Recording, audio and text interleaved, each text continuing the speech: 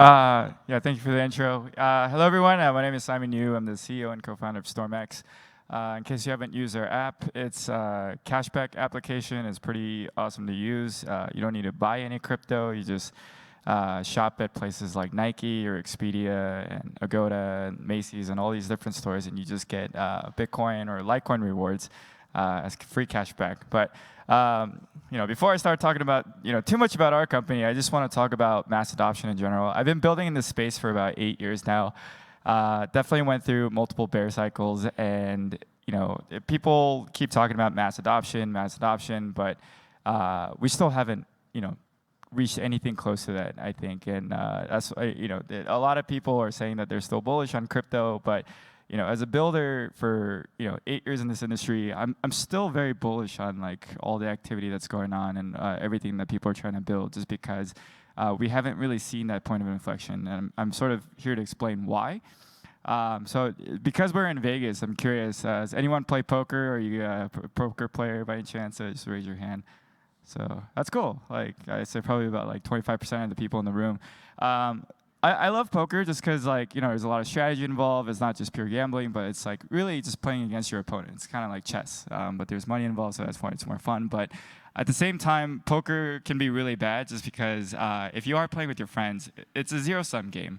At the end of the day, there's a winner and a loser, and for that reason, like poker can get very toxic. I've personally myself and like some home games and stuff been somewhat cheated and stuff like that. And even though people might seem friendly, like, in the inside, because there is money involved and there's some stuff related to, financial gain, there could be some dark secrets and like some other ulterior motives that you don't end up realizing. And so it's hard to, like, I've definitely understood, like, the more I casually play poker and meet more people in the space, like, it's harder to trust people in that space for that reason.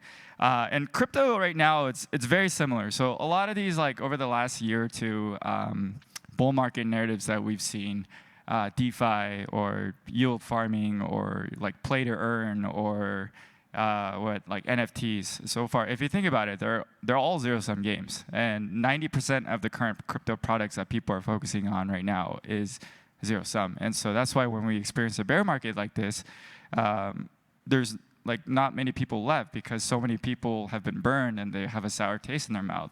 And why did we get here is because a lot of the influencers, even like the top VCs or like the top crypto influencers or whoever, they're showing their hot DeFi project that they invested into. They're showing their hot NFTs, or they're showing their whatever yield farming product, or most of the products in crypto so far where they talk positively about it, there's some sort of price element involved, right? And so there's some sort of risk that someone has to take, even for like something that might seem as harmless as an NFT, where you buy it and then you end up realizing that that person had sold like 6 months ago, and then you're sort of left holding it, and it leaves a very sour taste in your mouth. But that's not what I was here to build in crypto. Like that's not like that's where the media goes, like focuses on, and that's where a lot of the just traditional consumers places focus on, because for them it's the sexy stuff is like the get rich quick scheme. But for me, like mass adoption happens like behind the scenes, where it's the non-sexy stuff, but it'll just constantly just grow in demand just because there is a strong need for it. And so the first product that we had launched, and the reason why I sort of really loved Litecoin when I first saw it, is because like we had built this app where users were able to earn like 0.2 of a penny in Bitcoin rewards for watching a short video. And this was back in like 2014. My co-founder had created it from his dorm room. I was working at a bank. I hated my job, and then it's such a small amount, and I thought, like, who's actually going to use this? It's 0.2 of a penny. You waste 30 seconds of your life, and I'm like, this kind of seems dumb. And so, I wasn't really convinced into it. But then I started looking at the data from Google Analytics, and then that we were growing, or not we at the time, like the app was growing like triple-digit percentages every month, and I was just like, okay, there's something here.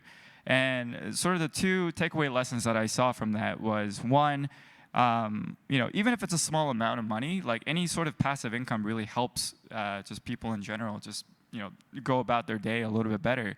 And I think especially in a time like now where inflation is really high and there's about to be a recession, even though I think there already is a recession, like it just in general, just like there's needs to be more opportunities where people are able to earn. And so even if it was a small amount, we were able to help in that mission, just regardless of like where you were and what your background was. And so the app was very global. And the second thing that we also realized was before blockchain technology, things like this weren't possible. So like reward apps that sent like a couple cents or a couple dollars to people halfway across the world, it wouldn't be possible because fiat was so expensive to send. I mean, if you're trying to send like $100 to someone in India or China right now, it's probably going to cost you more than the $100 itself because there's foreign transaction fees, there's wire transfer fees, and there's all these different fees involved that the banks charge. But Litecoin, if you look at it, like you can send someone, like for fractions of a penny, which is really awesome, and that's sort of the technology that it seems not sexy, but people tend to focus on the price and all this stuff. But the underlying technology itself works, and this is sort of the way that we close down the financial barriers and start disrupting the banks. If you think about from like a Web 2 to Web 3.0 transition, and so like I don't know if you guys have ever used like prepaid phone cards. And so back when I was younger, we had a lot of relatives in Asia, and so like it was way too expensive to call internationally, so we would always have to buy these prepaid phone cards. And then it had like a 90-minute cap, and it was really funny because like as soon as the 90-minute cap was up, like regardless of who we were talking to, it just hung up, and it was just like I was talking to my grandma or something like that, and it was just she'd be very confused, and I have to go to the store, buy another prepaid phone card, and get it back because if I just called normally, the phone bill would be like $1,000. It was ridiculous. But in the early 2000s, voice over internet protocol technology started coming out, and then now like calling via web just became free. And then in today's world, we don't think about like cost for calling people. We don't think about like spending thousands of dollars to call someone halfway across the world because we have WhatsApp, we have Facebook Messenger, we have all these different ways that to call people for free. We're almost like, and the technology is now there with blockchain. Like we can do that. Banks don't need intermediaries. If you understand how the whole ACH process and all this works, it's really just like, why do we need all these middlemen when you can just escrow through smart contracts and just escrow through just code, where code is law, rather than having all these different entities taking cuts and delayed times where there's certain hours that you can only send money, and there's limitations, and the costs are just so high. But if you eliminate this all to near zero, and then it's going to be game changing because you put money back into the people's pockets, and then whether you want to send some money to people in South America because you have family there and you just want to support them, like all of a sudden that margin goes back into more of your family's pockets. And that helps more of the economic boom, and that helps people instead of just the corporation. So these are some of the things that I'm excited about. But yeah, going back to the whole zero-sum problem, like as a whole, I think we really need to start educating people, and I really like the people in this room just because you guys are here in a bear market at a conference, which means that you're actually like dedicated and devoted to focusing on like the technology aspect and like the growth of the space rather than just focusing on short-term hypes and price cycles. But I would really encourage everyone to try to educate people based on like what are some of the use cases outside of like the price and all this just media narrative stuff where it can be sort of vulture-like, and so zero-sum where you're trying to win against someone else, and focus on the technology that really helps try to make the world better. And so like there's the different use cases. So I think definitely payments is one where we need to really focus on that part. I think escrow is another big one as well too. So we're going back through smart contracts with banks, but it's not just that.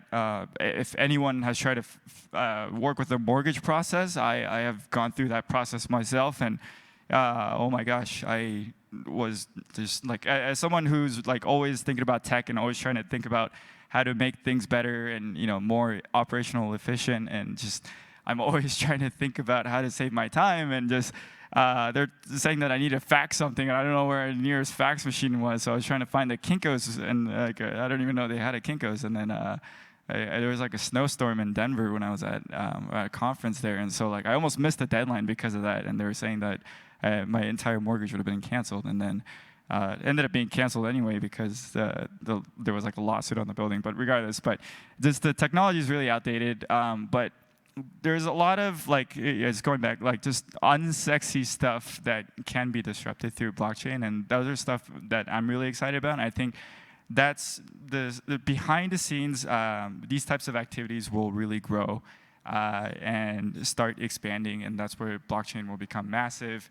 And also ultimately, the use of cryptocurrency will also grow through that reason. But I was not a big fan of, like some of these most well-respected VCs, even over the last year or two, were really just shilling garbage, just constantly to people, and it's just like, for me, I was just getting annoyed because that's shouldn't be where the focus is, but that's where a lot of the attention went, and then people got hurt. So, but yeah, so coming back, I think Litecoin, I'd love to see it, just more adopted across the world, and just being like a disruptor for like the banks and all these fee processors and et cetera. And then I really like hedge, like what they were trying to do as well too, like the simple products like that too, just converting some of your cash into crypto. And there are things where it doesn't have to be like Vulture, like where you can just use crypto as sort of a day-to-day activity. And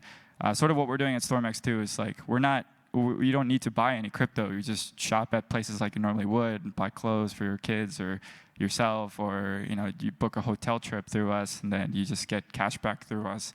And earn crypto. So yeah, we're really on a mission to try to make crypto mainstream and fully adopted without having to have this whole zero-sum game stuff. So yeah, I hope that was somewhat interesting.